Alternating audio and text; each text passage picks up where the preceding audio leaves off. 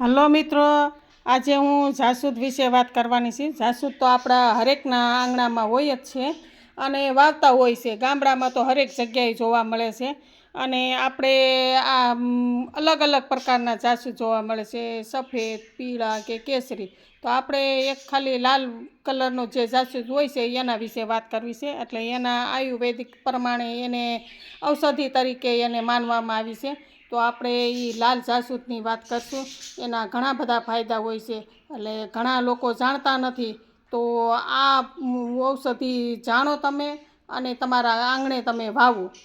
તો ફાયદો પહેલો કે જેમને માથામાં ટાલ પડી હોય અને એ જગ્યાએ વાળ ઉગતા ન હોય કે વાળ ખરતા હોય, તો એમને આ જે ફૂલ છે ને, ફૂલ હોય તો ફૂલને ઓલી કળી હોય તો કળી હોતે હાલે। તો એને લસોટી લેવાનું, કાળી ગાય હોય ને, કાળી ગાયનું મૂત્ર લેવાનું અને એમાં લસોટી અને જે જગ્યાએ ટાલ પડી હોય તે જગ્યાએ તમારે લગાવવાનું। દિવસમાં 2 વાર લગાવી શકો અને પછી જો તમે ઉત્તમ રિઝલ્ટ મળે છે। અને ફાયદો બીજો કે જેમને લોહ તત્વની ઉણપ હોય તો એને ખૂબ જ આ ઉપયોગી છે।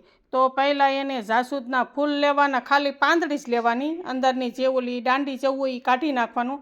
પછી એને ક્રશ કરી નાખવાનું, લીંબુનો રસ અને સાકર અને સિંધુ નમક આ વસ્તુ મિક્સ કરી અને શરબત જેવું બનાવી લેવાનું અને એ જો પીવામાં આવે તો ખૂબ ફાયદો થાય છે। અને ફાયદો ત્રીજો કે ઘણાને સફેદ વાળની સમસ્યા હોય છે, તો એમને આ જે ફૂલ હોય ને, ફૂલની પાંદડી લેવાની અને એમને મધ 2 મેળવી અને જો લગાડવામાં આવે તો વાળ કાળા થાય છે। ફાયદો ચોથો કે જેમને લોહીના ઝાડા હોય તો મટતા જ ન હોય, તો એમના માટે રામબાણ ઔષધિ છે આ।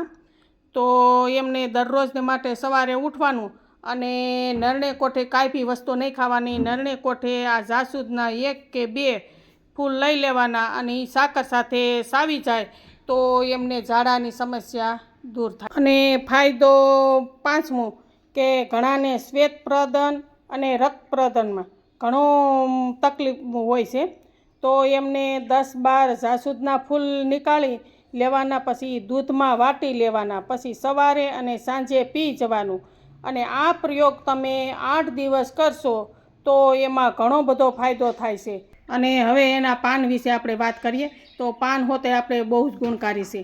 તો પાનને આપણે ઘણીને પેટમાં છે ને ગેસ થઈ જતો હોય કે એસિડિટી હોય તો આ પાન તમે સૂકવી દો, એટલે તડકે નહીં સૂકવવાનું, સાફ કરી ધોઈ કરવી અને સાફ કરી અને તમે સાઈડે સૂકવી દો 2-3 દિવસ, પછી એનું ક્રશ કરી અને પછી સિંધા નમક હોય તો તેમની સાથે 1 ચમચી સિંધા નમકની ને 1 ચમચી આવડા પાનની તો તમે સવાર સાંજ તમે લ્યો તો તમને ખૂબ જ ફાયદો થાય છે। તો મિત્રો, આ અમારો વિડીયો તમને કેવો લાગ્યો?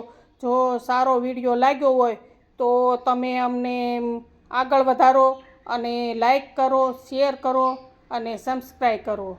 તો અવારનવાર હું તમારા માટે આવા વિડીયો લઈ આવી